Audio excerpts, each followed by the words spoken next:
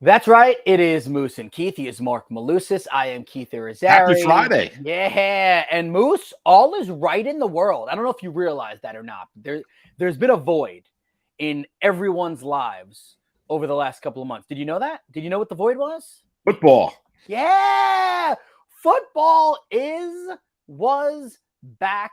And last night was a lot of fun. We'll have Will Blackmon joining us a little bit later in the program, former NFL player. You can catch him on a lot of different platforms, media-wise. He's doing everything. He was coaching in the offseason a little bit as well. Got to dive into that with him. But all right, so Moose, I was talking to Bernsey, our producer, a little bit right before we went on the air.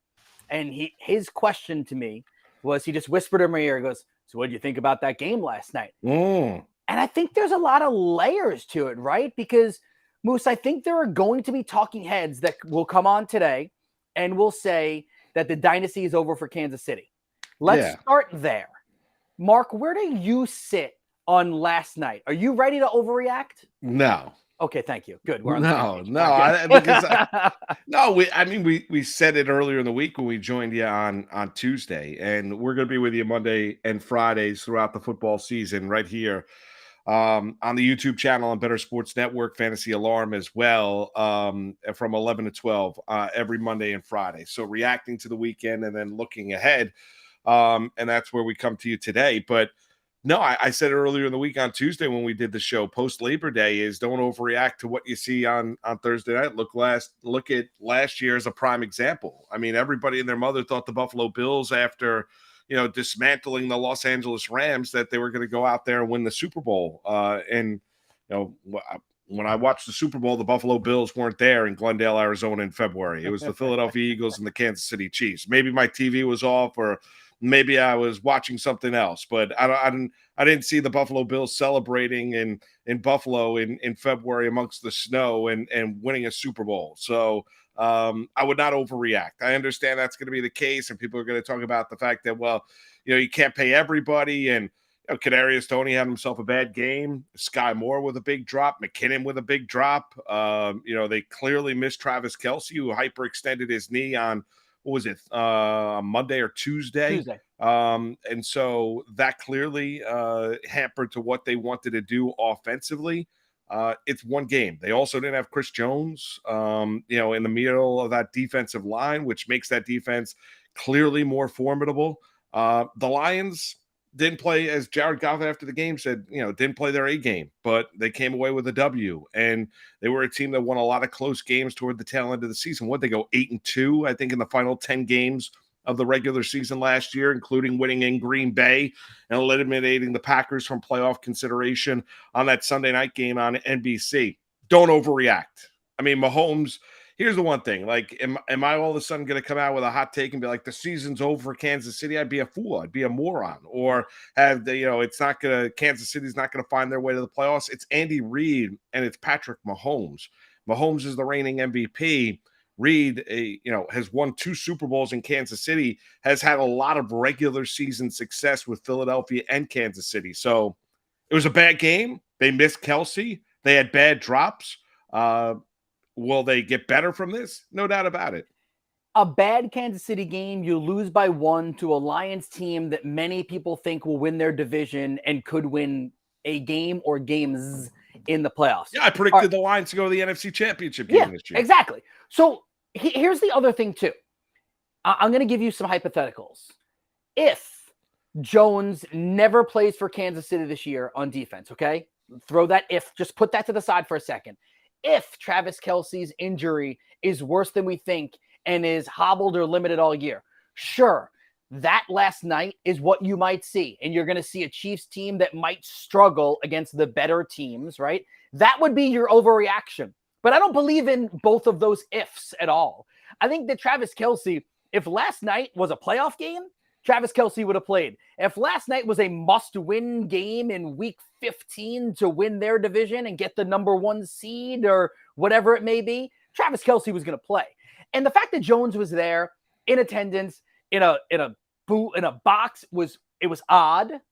I didn't like the way it looked necessarily, but I think it lends itself to the fact that he believes he's going to play for Kansas City this year. It's just a matter of him getting paid the money that he thinks he should be getting paid. Yeah, I mean, that's it. I mean, so and listen, I think there are things for the Chiefs to go out there and work on, but yeah, I if they don't drop as many footballs as they drop, Kadarius Toney makes that catch on that drive, like one of the catches, but really the last one. Yeah, it gets I mean, what about the pick six? I mean, deflection off the hand. Right, Brian Banks picks it off. The rookie safety out of Alabama, he takes it back to the house for a touchdown. All of a sudden, we're tied up at 14. It's not like even without Chris Jones, it's not like the Detroit Lions offensively were marching up and down the field. I thought there would be a lot more points last night. I think the Kelce injury clearly hampered what Kansas City wanted to go out there and do, but I think the Lions are a mentally tough team. I do. And I think they're going to get better as the season goes along, because I think you're going to see more Jahmyr Gibbs in that ground game as the season goes along. I think he's got explosive ability. They'll get Jamison Williams after his 6-game suspension, as well. And he's an absolute burner on the outside. Throw in with, Amon-Ra St. Brown, who clearly shined last night and is an absolute fantasy stud. Goff, once again, has gone, 325 passes, I believe, without throwing an interception. Trails only Tom Brady in terms of a record, an NFL record in recent memory. So there's things to like about the Lions. I think for the Chiefs, I think it's one of those where you lick your wounds and you say, all right, well, there are things in that game that we can control that we didn't do, that we normally do. Andy Reid after the game said it best. We don't drop passes like that. We got to get back to work. Yeah. I mean, that's it. I mean, so you're not wrong. So you can get into the fact that they don't have Tyreek Hill when you're an NFL receiver and you're good enough to make an NFL roster and good enough to be playing on the defending Super Bowl champs, and the ball literally hits you in the hands. Those are catches that you have to make. And it wasn't just, even though Kadarius Toney's going to wear the coat horns, it was, Scott Moore, McKinnon, Rashee Rice. Go up and down the line. I mean, there were drops all over the place all night long for the Kansas City Chiefs. And if they hold on to the football and make a couple of those catches, not all of them, if they make a couple of those catches, they win the game. And we're talking about a 23-21, in all likelihood, Chief victory. Yeah, probably. Let's hear from Patrick Mahomes on losing that season opener. Justin Reid used the term in the locker room, reality check. Did you have some sense of that from this game, or what's your biggest takeaway? It'll be good for the young guys to know that we're not going to just kind of walk in and win the game. You have to play good football. We're going to play every team's best shot. I've preached it to them all preseason, but they know now. And we're going to go to Jacksonville next week, and that's going to be a good football team. So hopefully, guys learn from it, get better, and this one loss isn't turning into two.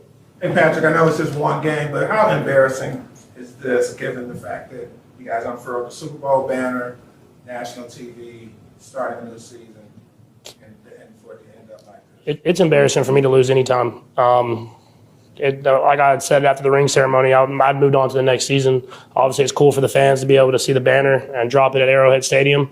But this is a whole new year, and I think I know that, and we're trying to win another Super Bowl, and this is obviously not the way we wanted to start. And so anytime I lose, I'm embarrassed, and so I'm gonna try to get better so I don't lose more as the season goes on. Patrick, was there a particular point not to watch the Super Bowl presentation out there because of what you just said? I didn't watch it. I think I was in the locker room, so it wasn't. I don't even know if I looked at the banner.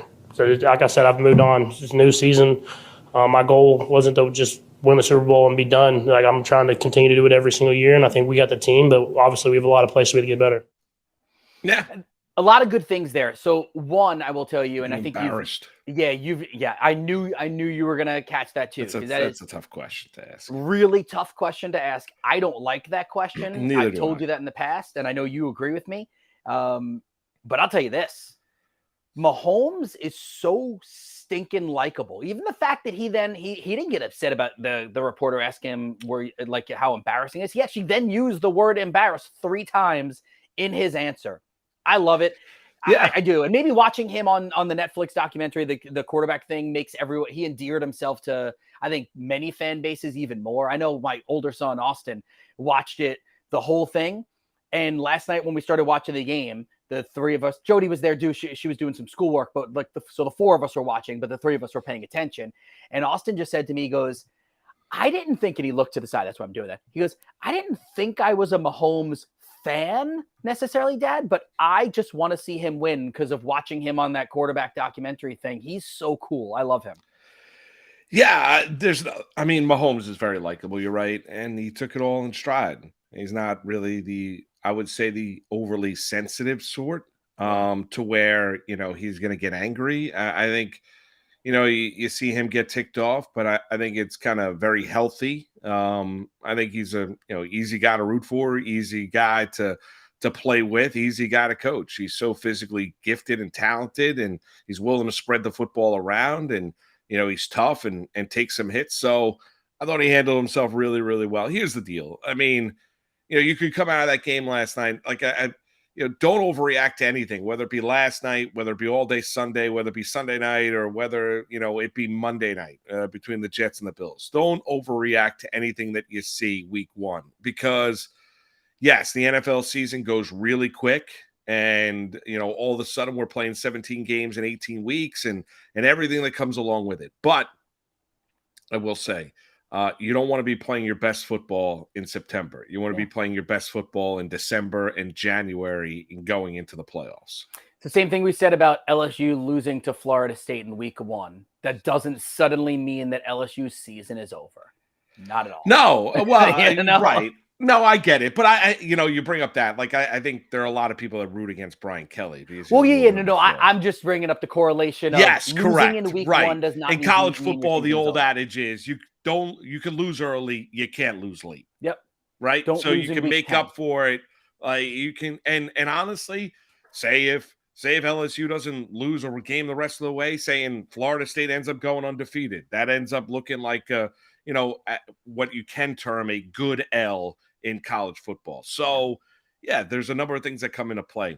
But Kansas City's got work to do, as does Detroit. I got to be honest with you. I mean, they weren't flawless. No, they weren't flawless. They were a little sloppy. I mean, I think there's still people that look at Jared Goff and say, what's the ceiling of what Jared Goff can be? I got to be honest with you. I want to because I drafted him in one of my leagues. I want to see what Jahmyr Gibbs ends up being in that offense as well. And I think he's going to get more and more of the workload as it does go along.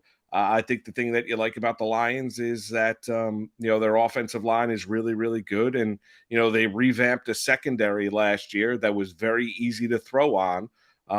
And they were able to make some plays. So we'll see exactly where the Lions go from here. But that's a nice win for Dan Campbell and Detroit to start the year to build off of. And for Kansas City, if you think there's a team that has the veteran presence that can deal with, say, a bad week one loss, and last night was a bad week one loss, there's no other team that you point to than the Kansas City Chiefs. Yeah, and at some point, Kansas City and Patrick Mahomes was going to lose a season opener. At some point, he was going to throw a pick. All that was going to happen.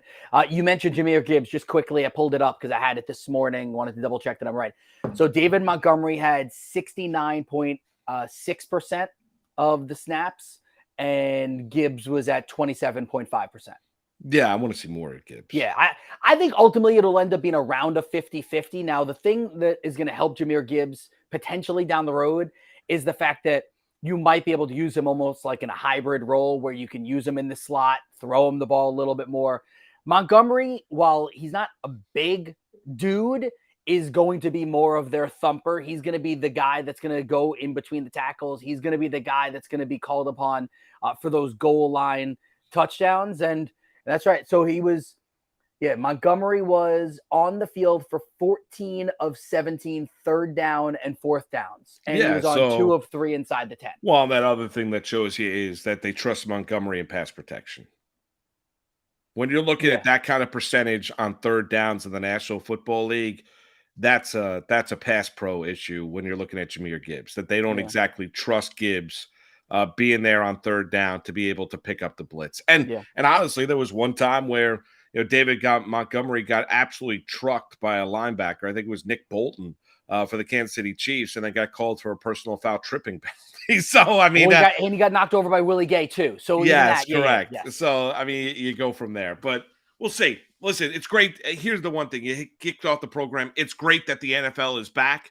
You know, we're going to have some picks a little bit later on the program. Will Blackmon's going to join us coming your way after the break as well. But it was nice to come home, and I worked early yesterday at WPIX to come home, be having a little bit of dinner, and watching Chiefs and Lions on a Thursday night. That felt really nice. Yep. Hey, a reminder that you can start your free 7-day trial of Fantasy Alarm's All-Pro subscription.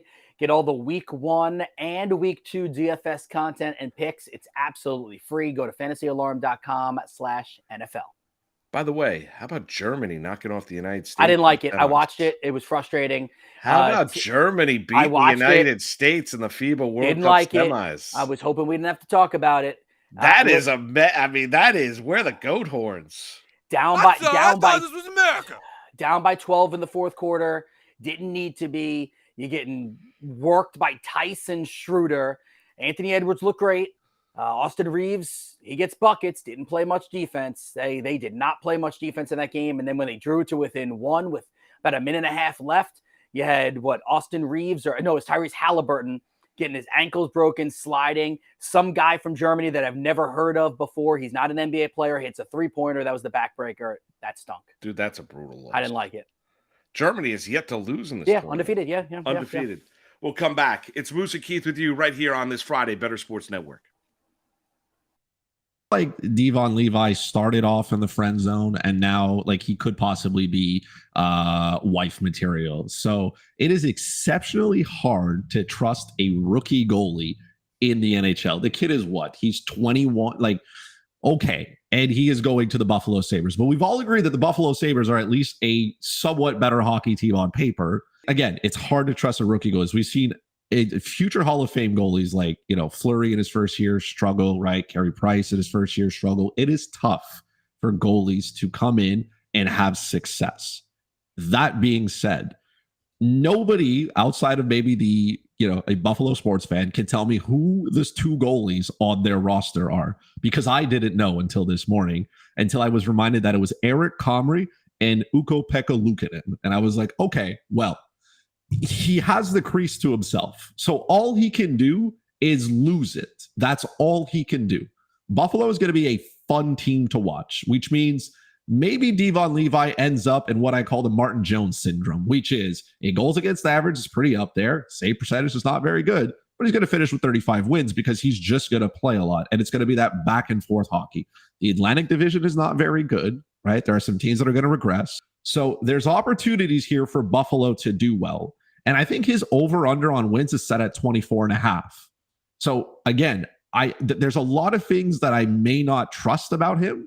But as a 13th goalie off the board, and I think that is a reach at 13. I think a lot of people have him farther back than that. So he may be 13 on NHL.com's list, but you may end up and show up in your Yahoo or your ESPN draft, and they haven't ranked probably outside of the top 20. So I would have no issue as a second goalie going with Levi, because who's taking his spot? Nobody. And volume at one point, if you're in a league that doesn't penalize you for losses, if you're in a league that rewards saves and save bonuses for daily, DraftKings does, he has all that working for him. So if it doesn't work out, all right, fine. Then you can go and pick up whoever is there. But it is his net to lose. I understand the risk. I will definitely take, because that's how you win championships, right? You got to take risks to win them. If you're safe, you're going to finish, eliminated in the first round and you had a good time. Or you can try to win the championship on draft day.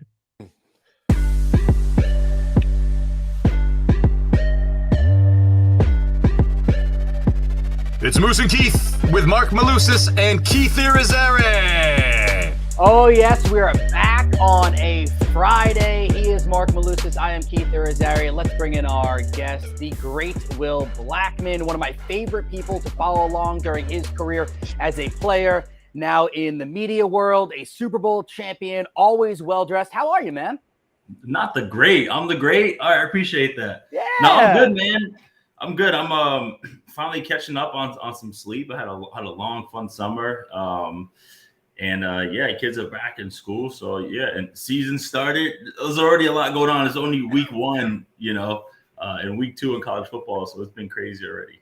Can we start there with your summer, because you dipped your toe into the coaching world, and you looked from social media following along, you looked like you absolutely loved it. Can you tell us a little about that summer? Yeah, so it's interesting because when I finished playing, I just stopped playing in 19. I didn't officially retire. There aren't like papers you got to hand in, like just let people know. I just stopped playing. I was like, man, do I want to get into this coaching world? And I initially didn't, because just of the commitment. I already played, 12 years, so I wanted to be home with the family. But I've been getting some inquiries because I still consult and help with some guys getting ready for the draft and combine, or even just consult with them during the season. And so I had a big list of people I was still in contact with the league. So a couple of teams like, hey, you should check out the Bill Walsh Fellowship or the Bill Nunn Scouting, and just fill out the application just to be in the system. So I filled that application out, and the first team to call was the Cowboys. And ironically, Mike McCarthy is the guy who drafted me. And, I think Al Harris is the one who texted me and said, do I want to get into coaching? I said, probably more front office, but if coaching is the first thing to check out, then I'm all for it. So the cool thing about the fellowship is it allowed me to get in the door and see the full day to day. And it's like, what was I ready for that again? Because the thing that made me hesitant was the NFL is not like going to get just a regular 9 to 5, right? It's not right. I'm not going here. Even let's say I work at let's just say Merrill Lynch or whatever. Like I'm there all day. Yes, it's intense, it's serious work, but then once I clock out, I clock out. That's not the case in the NFL. Yeah, where the NFL there is no clock out. There is no clock out. It's like working for the FBI. Not only that, but everything is so protected and so serious, and right, it's 24/7. Some days, I'm there 7 to 9. But Keith and Mark, the main thing though, when I was there 7 or 9, I loved every bit of it. I didn't feel like, I can't wait till it's over. I love football. So for me, I got to spend time with the defensive backs. And like I said, Al Harris, who was my veteran when I played in Green Bay, is the cornerbacks coach. Joe Witt is the secondary coach and pass game coordinator. And he was quality control when I was playing. I knew Dan Quinn from Seattle. And then I also got to spend time with Will McClay in the front office. So I got to do a little bit of both. It's awesome. So cool. So, when you look at it and you step into that role, Will, like what's coming off your career of 12 years, you were a great player at Boston College as well. What's your biggest, for a young defensive back breaking into the league, what's your greatest, teaching point or your greatest advice that you can give him? Yeah, I mean, I would say the best thing is study. Just know what you're doing. Sure, you can work hard and you can do all these things to take care, like train and work hard and practice and what have you. But at the end of the day, is just know what you're doing. I told the rookies there, I'm like, 2 things. I can guarantee you 5 years in NFL if you do 2 things. If you take care of your body and if you know what you're doing. You don't necessarily have to make these big splash plays. You don't have to do all these things, but they just want to be able to trust you. Can I go on the field and he can execute his assignment?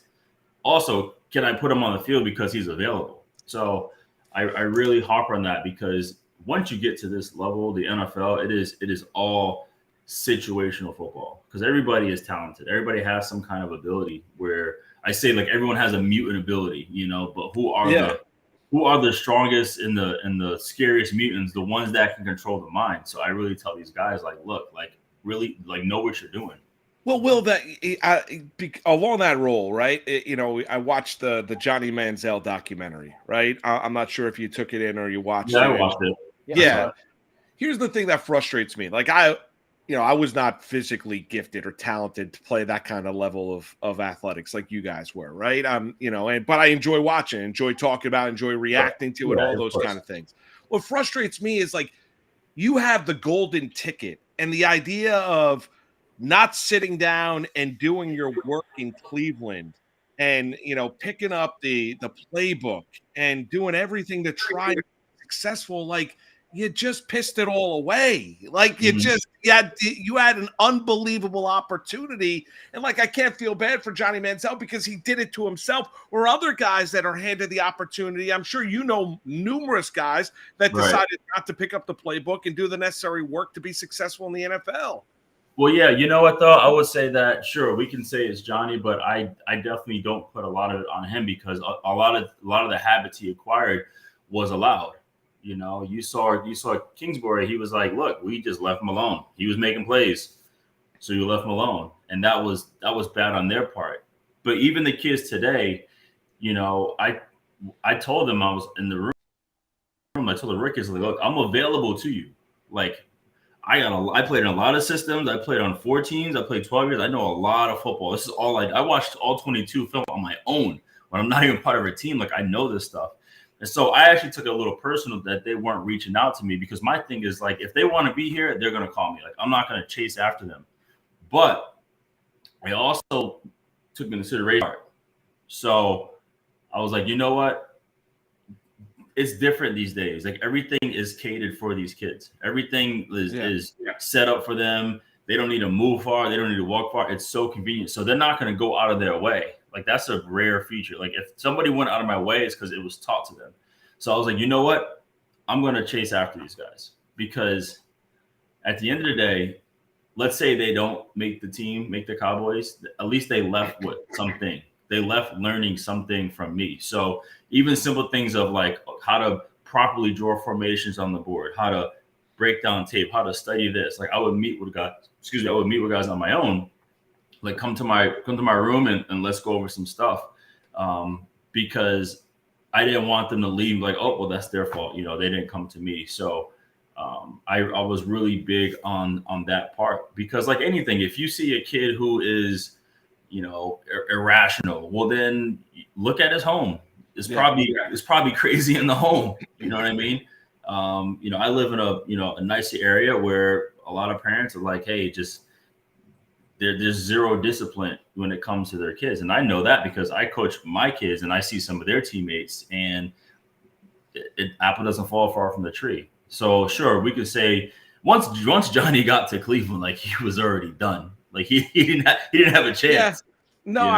I get it. And Mike Evans was making plays for him at Texas A&M. And like, no doubt. Just throw it up to Mike. Yeah, that's exactly right. Just throw it up to Mike Evans, and you know what? Mike. Good things are going to happen. Yeah. Will, you've been in this media space for a while now, too. Let's switch hats. So typically week 1 in the NFL, and we can do this college, too, everyone loves to overreact. Moose and I did not overreact about last night's loss for Kansas City. What are your takeaways for the Chiefs and for the Lions from last night? Well, I'll start off with the Lions. I would say that they put the league on notice last year. Like, they're coming to compete, and a lot of their losses were small margins, you know, and they finished strong by knocking Green Bay off the playoffs or from getting to the playoffs. And so they came into the season just with the mindset like, now we're on the attack. You know, we're not playing the underdog thing. Like, we're here to play. And that comes down to, this is going to hear my theme. My theme is the whole culture thing, right? And I think that's what Coach Campbell is doing in Detroit right now, because when he came in, yes, he talked about the biting knees and all these crazy things, like, oh, this big brute, former tight end, he can't coach because he doesn't understand. Like, he's not giving great speeches like Lombardi or guys like that. Like, he's totally different. But at the end of the day, if your best interest is in for the players to succeed, you're going to do well. And he's maximizing guys at every single position. I mean, for them to get Jared Goff and to totally revamp his mindset where he's on the attack now, and then you got a bunch of just absolute studs all over the place, like, that shows big. Now, with Kansas City, I picked Kansas City to win last night because of Patrick Mahomes. And the cool thing is, I watched that quarterback documentary, and it is even more of a glaring fact of why he is who he is and why he is head and shoulders above everyone in the rest of the league. And it's solely because of him. So sure, when Travis Kelce was out, which is a massive, that's his number one guy. That is a huge deal. And then also not having Chris Jones is a big deal. So you got 2 of the top 3 leaders on that team that's not available is a huge deal. However, they still had a chance to win that game. Obviously, a lot of drop passes. One of them turned into a pick six, which is everything. It's hard to win like that. But I'm not crazy about Kansas City because as we've seen, the theme is they find a way to end up hosting the AFC Championship game, not just being in it, but hosting the AFC Championship game. But Detroit, the NFC, I mean, it is wide open. Like there isn't, in my eyes, a clear cut favorite. Sure, we can say Philly because they just went, but they lost two coordinators, and that's a big deal too. So I love what I saw last night. It was a fun game, a competitive game, and I'm happy for Detroit. Will, is it difficult what the Jets? I mean, it's difficult to win football games, but what the Jets are trying to do, bringing it all together for a short run with Rodgers. How difficult is that to try and win a Super Bowl? How difficult is it for the Jets to try and accomplish what they're trying to do? I'm going to say for them, it is not challenging based on how they did it. So my point is the defense is already intact. Like it is what it is. They're the ones that kept this team together last year. And obviously the issues was on offense, and it was at quarterback. And so you have your quarterback, but you don't just have your quarterback. You have Hall of Famer Aaron Rodgers, who has his offensive coordinator, whom he won back-to-back MVPs with. Like that right there alone is huge. And then you bring in a target that you bring two targets in he's familiar with, Alan Lazard and Randall Cobb. And then, yes, you have Garrett Wilson. And then you go get Dalvin Cook. So the only thing is, people are concerned about, you see a team that's stacked. So you're like, okay, where's the glaring weakness? And so everyone wants to say offensive line. Well, here's what's cool is when you have a stud like Aaron Rodgers as your quarterback or on your team, then I feel like that naturally you're like, I want to do right by him. So I think this offensive line is going to take it personal, and they're going to do what they can to try to protect Aaron Rodgers, also to try to open up holes for Dalvin Cook. So the hard thing is going to be on Saleh, because if he can maintain, like I said, the theme is going to be culture. If he can maintain that culture, especially when adversity hits, let's say the Jets end up losing the first 3 games. Like, how are they going to react after that? Because the media is going to light them up because they're in New York, it's the Jets, and they were on Hard Knocks. So how he's going to hold it together when adversity hits, that's the biggest thing for me. Hey, so it's a betting network, and I'm not going to make you actually make any bets here, but give us your top 2 or 3 teams that you would feel comfortable saying they can win the Super Bowl. My top 3 teams, I can say Kansas City can win. San Fran can win. And this is not just because I was there. I could say Dallas can win. Yeah. But the hard thing is everything. Well, I'm going to give you 4. Jets can win too. Oh, you just made a lot. We have a big New York. Wow, no here. Eagles. You're making a lot of people happy here right now. I'm telling you that. I can't. Well, the thing for me is I like the Eagles, and the thing that has them, they have the advantage over everyone else is that they have incredible depth, and that is huge. But right now, I think everyone is truly going to find a way to game plan Jalen Hurts. And it's going to be, I think right now, everyone's really watching that Patriot Philly game, because if there's someone who knows how to game plan someone, you give them time, it's Bill Belichick. And he had all season to look at this one dude who he thinks is the best player. Now, maybe he said he's the best player in the league to try to knock down some of his armor a little bit, but some mental warfare. But that would be a game to watch, because I go back to watching the Super Bowl when the Patriots played the Rams, and there was a game where the Rams played the Bears in the playoffs, and the Bears blitzed, not in the playoffs, regular season, the Bears blitzed the hell out of Goff, and he had issues with that. So then when the Super Bowl came, that's exactly what Bill Belichick did. He blitzed the heck out of him and kind of like put a blueprint on. So it's going to be interesting to see what New England does so that the rest of the team can copy it. But it's a fun year, man. It's really hard because, as I mentioned earlier, like, health is everything. If San Fran can maintain an actual quarterback for the entire season, it's going to be great for them.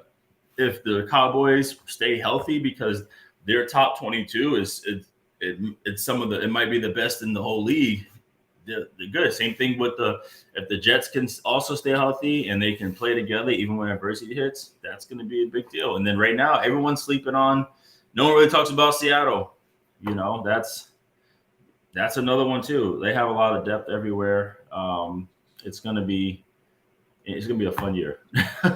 Will, I got one last one for you because I got to ask you about a fellow defensive back, and that being Deion Sanders in Colorado. How, like, is he in quick, short order going to become the face of college football?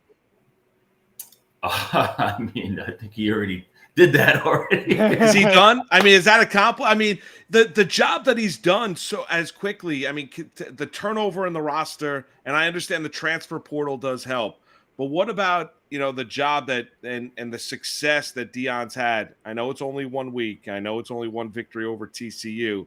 Just the buzz that he has created around that Colorado program. Yeah, that's huge, but we have to understand, like, this is who he is. Like, yeah, that's true. Since day one, since as a college player, is, you know, he's the one that did multiple sports in college when they said you can. He did 3 sports in college when they said you can. He called himself prime time in college. You know, he believed he was worthy of, you know, a top 10 pick. So at the combine, when you interview with teams, if a team was picking outside of top 10, he wouldn't meet with them because he knew he wasn't going. He was going sooner than that. And he embraces and relishes and all that. And here's the biggest thing that people don't know or understand about Deion Sanders is that he is a student of the game. Like, he truly prepares.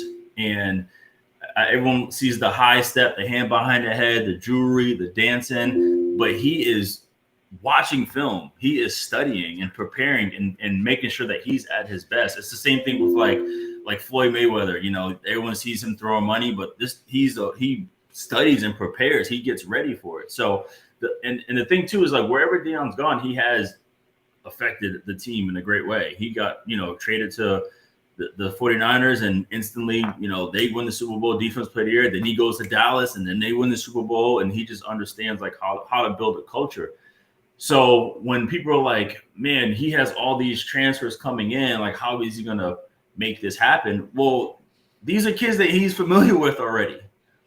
And he also brought in a good staff where he was able to get everyone on the same page and truly believe. So everyone has these things. Well, it can't be done. It can't be done. Well, that it is done if you're able to get guys to believe on what it is. Like, that's why for me, it was, especially when I saw that 20-point spread, I was like, bro, that's insane. Like, that's just free money right there.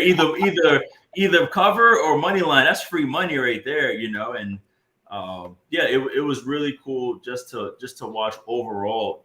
The execution part was the most impressive part with Colorado. It wasn't so much like, oh, they were out here being explosive. They were executing. And Shador, like, his situational stuff, like the 3rd and longs, the 4th downs, like where and how he was making these plays with his arm, you know, it was super impressive. Will, you're awesome, man. We appreciate it. Continued success. Thanks for cutting out some time with us here on this Friday morning. Will. And love what you're doing, and we're rooting for you. All right, Will? No, I appreciate it. Yeah, so yeah, just to let you guys know, my name is in the hat now. So when hiring season comes around, you might see me on a ball club in the NFL. Let's go. Love it. Love it. There you go. Yeah. Well, we'll enjoy all the football this weekend, and we'll chat again soon, all right? All right, fellas. Hi, Mark. Hi, Keith. All right. Will Black. How good. I feel old. I don't remember watching Will Blackmon at Boston College. He was unbelievable. He was great. He was a great football player. I mean, it just is. Easy guy to root for. And played both sides of the ball in college, too. Yeah. No doubt. Yep. He was a great player. We'll come back. We got a little game we're going to play, are we not? I believe we are. Yeah, we're going to play a little game when we return, and it's going to be whelmed. It's going to be overwhelmed, underwhelmed, and then we're just making up a word, whelmed. Yes, correct. We're going to do that next. It's Marc and Keith with you on this Friday, right here, Better Sports Network.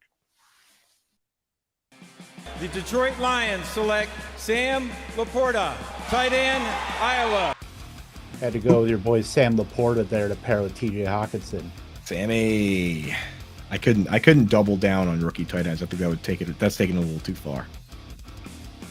This could be one of the most exciting rookie tight end classes in a while, just based on the archetypes of these guys, and the Dalton Kincaids and the Sam Laportas. Obviously, Green Bay drafted 2 themselves with Tucker Kraft and Luke Musgrave. So after Kincaid, I would say is probably the consensus with tight ends. Like, who do you like as far as a best ball, like an end of best ball? Do you like Laporta, or is there anybody else you like more? I do like Laporta. We're looking for guys that can be a top 2 target on their team. So any path, any argument you could make, right? So you can make the argument that Dalton Kincaid is going to be a top 2 target with after Stephon Diggs. You can make an argument that with Jamison Williams suspended, now Sam Laporta is just going to play straight up wide receiver. He looks like a wide receiver. Why can't he line up out wide at split ends, right? It's like Marvin Jones and Amon-Ra St. Brown. I would also throw another name in the ring, and I don't mind, since we're doing this for the fans, for the kids. He's still on the board. Luke Musgrave on your Packers. They're not super loaded at wide receiver. We like the guy Reed they drafted, but you never know. So why can't Luke Musgrave be a big slot? In fact, they drafted 2 tight ends, Tucker Kraft and Luke Musgrave. Tucker Kraft is more of an inline guy. They might just go 2 tight ends right away. Tucker Kraft inline, Luke Musgrave in the slot. Why can't he be a target monster for Jordan Love? So those are the guys, those are the conditions that you need for a rookie tight end to succeed. They need to not only be the best pass catching tight end on the team, but a top 2 pass catcher on the team outright. That's how you get Kyle Pitts. Evan Ingram as a rookie was top 5 because Odell Beckham Jr. hurt his knee 4 weeks into the year. So that's the formula. We're looking for guys that can actually be a top target right away. Otherwise, we're playing the sit and wait long-term game, which is what you're doing with guys like Michael Mayer.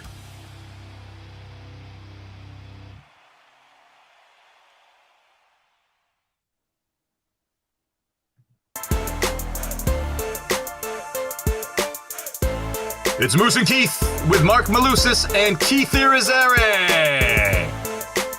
I want to remind everybody we're gamifying NFL Game Day on the BetterCast app. Join our free-to-play contest during the NFL games this Sunday. Predict what will happen, make picks, and test your NFL knowledge. Chat with our community about all the big plays, top performers, and busts in real time. Watch the NFL games with us this Sunday. Play our free contest and win prizes. Download the free BetterCast app in the Apple app and the Google Play stores. I mean, it's a win-win, right? 1, you're getting a chance to chat with us and hang out. 2, free leads to prizes. Yeah. Sure. Let's go. Well, that's it. No I mean, that. you're going to be watching football all day long anyway. I mean, sitting there having some food, your favorite libation taken in, first NFL Sunday. Hopefully you don't have much on the honey to-do list. And you go from there and you get to watch it from pillar to post, morning, afternoon, and night. I have such a good Sunday set up. I got to go to a birthday party for my niece in the morning, right? I'll Right. just quickly. So it's a morning party. Won't affect anything NFL related, right?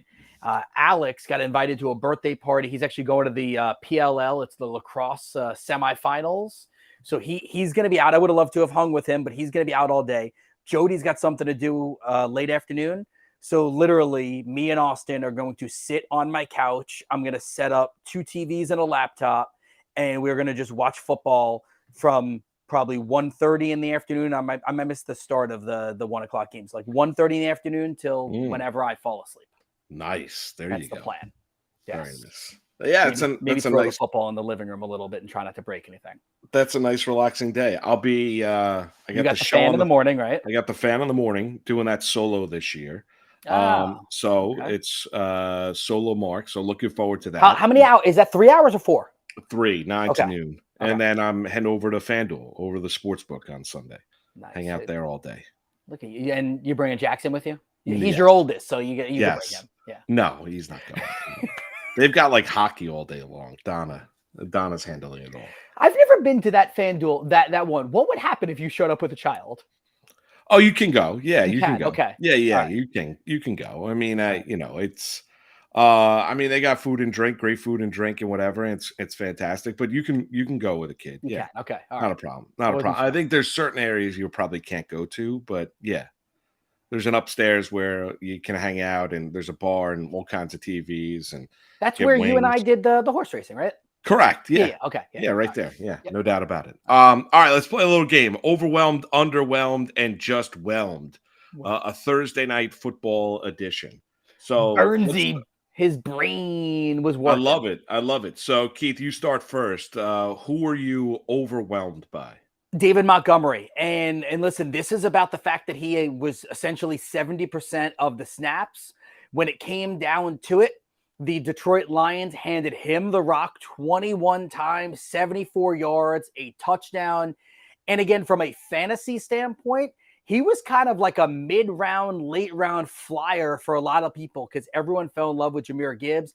I was telling anyone and everyone that with the Lions offensive line, they will use both of these running backs often. David Montgomery, he stays healthy, he will win people some leagues. I was overwhelmed by him.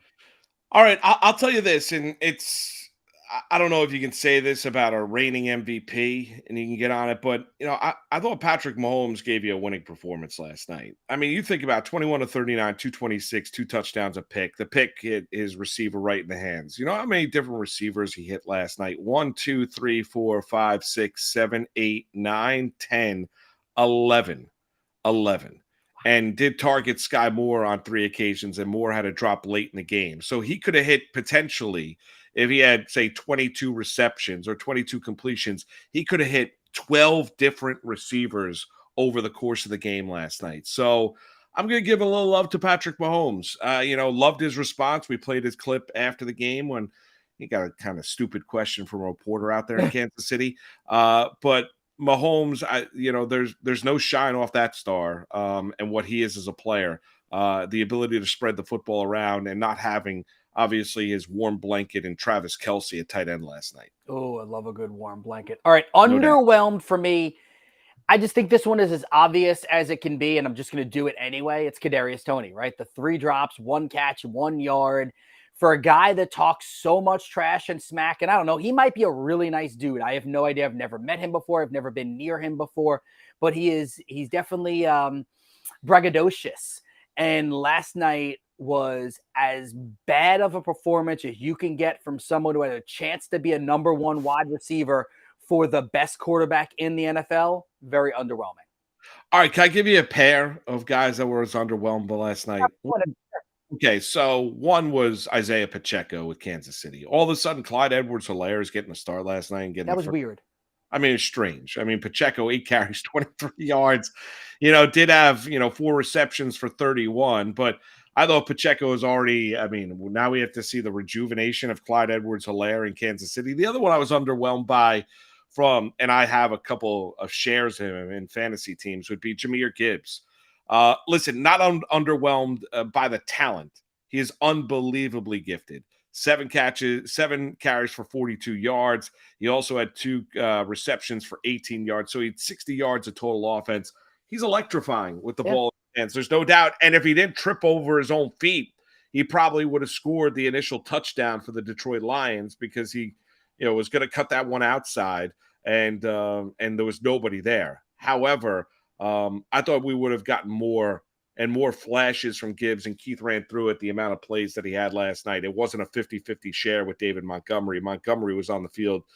It was almost 70-30. Yeah, it was almost 2/3, 1/3. That needs to change for a guy that you drafted as high as they drafted Jahmyr Gibbs. Yeah. So I don't think this isn't a word, right? Whelmed. I don't think it is, but I was whelmed by Jared Goff. 22 of 35, which is what he does. 253 yards, what he does. 1 touchdown, what he does. No interceptions, what he does. And if this Lions roster is what we think they can be, and if Montgomery and Gibbs can be a dominant 1-2 factor, if this offensive line is going to keep, opposing defenses from getting after Jared Goff, if Amon-Ra St. Brown is an all-pro type of wide receiver, and if Jameson Williams comes back, 7 weeks from now and can be the guy they thought he was, Jared Goff literally just has to do this. I'm not saying that he's a caretaker because I think he can do things well, but he doesn't have to be a top 5 quarterback. He can be a 12 to 15, and they can be a team that can make a run towards a conference championship. They can, and the offensive line is really good. You and I have the both same the Whelm guy. I mean, it's Goff. You could get a little cute and look at Amon-Ra St. Brown, who last night. I mean, he's great. I mean, he just does what he does every single week. He's not, the tallest receiver that's out there. 6 catches, 71 yards, and a touchdown. Has no issues kind of going over the middle. They talk about it time and time again, the crossing routes and the rub routes, and he has a tremendous success with that. He's the guy that clearly Goff loves going to, especially in tough situations. Reynolds had some big catches last night for the Lions as well. Give a little love to St. Brown, but yeah, Goff is one of those. Think about this, and this was something I was thinking about. Imagine if Jared, and I'm not saying they're winning the Super Bowl this year, but just imagine what the storyline would be if Stafford jumps ship out of Detroit, wins the Super Bowl in Los Angeles, and it's Jared Goff who is basically thrown to the curb by the Los Angeles Rams, if he's able to quarterback the Lions to a Super Bowl win. I mean, think about the irony in that would be so crazy. Like, you think about the both going, now, listen, the Rams are going to celebrate. They won the Super Bowl. I get it. And Stafford's ecstatic because he's in Los Angeles. He's not in Detroit. I understand. But the idea of guys that everybody and their mother thought, like, Goff was a stiff and severely overpaid. And, Jared Goff last night took care of the football and did what he needed to do. And his team backed him up, and they won a football game in Kansas City. Well, I think the book is still open and not closed on Jared Goff. And I think that what I'm reading is you can win with Jared Goff as your quarterback. I don't know how many times he's going to be the difference maker, but if the dude continues to not throw picks, he's not going to put you in bad spots. When you're in bad spots, that's when you lose games. I kind of like Jared Goff. Now, I know you said you have him on a fantasy team. Don't love him on my fantasy roster necessarily. Yes, yeah. But you know what? Neither do I. Right, but who's your starter in that league? Well, I think you remember? I got screwed late. I was holding out for a quarterback, and someone drafted who would have been my starting quarterback as their backup. Okay, all right. I hate when people do that to you. Happens. It's terrible. Let's hear Dan Campbell. Who doesn't love Dan Campbell? What did you learn about this team? I didn't learn anything. I got verification on what I already knew, and this is a resilient team. It already was a resilient team, and we added pieces to that resilient team. So we're built to handle some stuff. And again, we expected to win this game. We came in here and we knew what we needed to do, and we knew it wasn't going to be easy, and we did that. And really, what it means is that's one. That's one. That's one. So we got to clean up our issues that hurt us on some stuff today, and be ready for Seattle in 10 days. And that's what it is. Yeah. I mean, listen. I perfectly stated. Yeah. I didn't learn anything. It basically verified what I already knew, that this is a tough team, and they are a tough team. So hell of a win by last night by the Lions in Kansas City. Which game, Keith, are you looking forward to the most on Sunday? Like, if I could put Keith Arizari and his family in one spot Sunday, where would it be? I know you got a busy day. I know you've got your niece's birthday Sunday morning, but if I could put you in one NFL game, put you in a nice suite. Man, you're going to make me pick one. Yeah, okay, pick one game. Where would you be? So the homer in me, because of the team that I enjoy, I think the Eagles-Patriots has a lot of fascination there. On paper, Eagles 4.5 point favorites should win that game easily. On paper, Jalen Hurts is so much better than Mac Jones.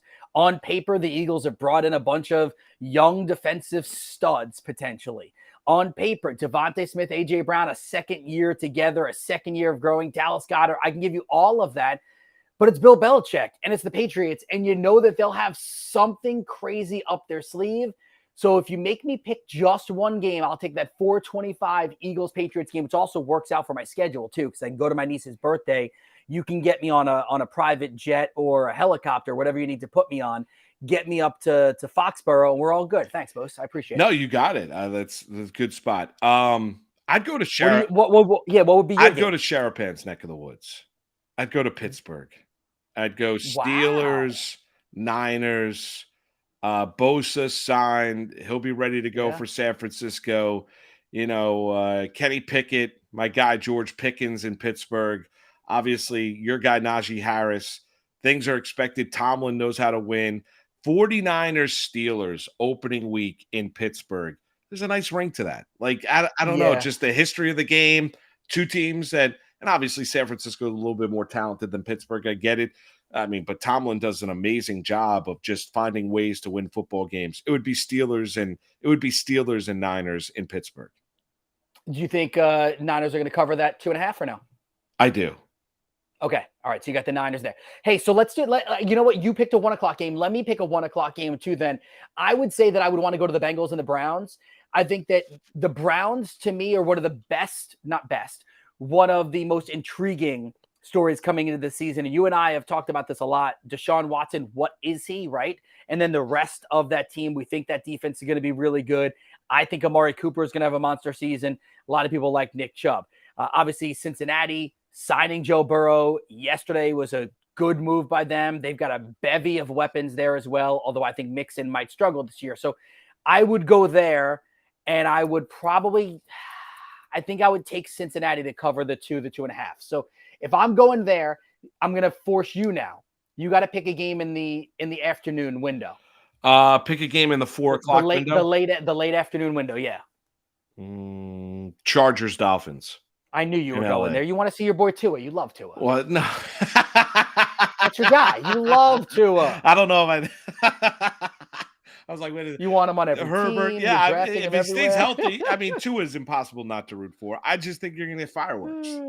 I mean, I do. Yeah. I mean, and the Dolphins defense will be improved, new DC, and they'll get a little bit better when both corners are healthy down there in Miami. But, you know, I'm interested to see it's Herbert, it's Tua, same draft class, speed on both sides. I think the offenses win out. The total in the game is sitting at 51. I see the game can go either way. The Chargers are a field goal favorite in the game. I don't know if I love anything to bet in the game. Just to sit back, relax, beer in the hand, some chicken wings, watching Dolphins and Chargers out in Los Angeles at SoFi Stadium. Yeah, no doubt. Yeah, and then the Cowboys and the Giants are your Sunday night tilt. Giants, a team that you're very close to. Cowboys, a team. I think the Giants are winning that. Giants are going to win that game. You do. I do. Giants are going to win that game. I got Dallas winning. Yeah, Giants. I take the Giants plus a 3.5. I know. Listen. Oh, history. See, actually, hold on. Giants plus 3.5 still means Dallas could win. So I'll go with you on that one. I actually think that's like a 2 or 3 point game. So yeah, I might roll with you on that. Yeah, no, and I would dabble with the Giants on the money line. And listen, I know this hasn't been much of a rivalry. The Cowboys have won 11-12. The Cowboys have won 4 in a row. I mean, the Cowboys last year against the Giants, I think their rushing totals, they got embarrassed. The Giants have focused on trying to stop the run. They made some changes on defense. I don't know. I just got a funny feel with the vibe around Dallas and kind of the positivity around the Giants. I like the way that they're going to use Isaiah Simmons, who they picked up off the scrap heap from Arizona. I think the Giants are going to win that game outright, but I love them at plus 3.5. Yeah, I'll take them at plus 3.5, but I think Dallas probably wins that game. I think I would look at anytime touchdowns for Pollard and for. What's your favorite play of the day on Sunday? I forgot what the number was for Fields on his rushing number. I saw it earlier this week. I'll take the over on his rushing yards. Okay, for Justin Fields against the Packers. Packers don't stop the run. Yeah, I mean my favorite play is the Giants plus the 3.5, and so Washington is just going to wax Arizona. By the way, that's okay, cool. We got 30 seconds. Commanders, your survivor pick this week? Yeah, I think it has to be. No, yeah, it's going to. Where else do you go? I looked at a few others. So. You can also look at you could also look at the Seahawks, but I don't know if I want to use a divisional matchup there. And I mean, I think the Rams are going to stink. So I think you could, but there are other options for the Seahawks later. Do you know the Commanders are not favored in any other game this year except for this week 1 matchup against the Cardinals? And it's going to be the game is sold out. After all right. Yeah, that's it. They're ready for Washington Sam Howell, football. baby. Yeah, that's exactly right. Sam Howell, take his over on rushing yards, maybe too. Well, Keith, enjoy your weekend. Enjoy the football, everybody. Thanks for being locked in. Burnsy, great job. We'll talk to you Monday morning at 11 a.m. Have a great weekend. Chat with you then. Later.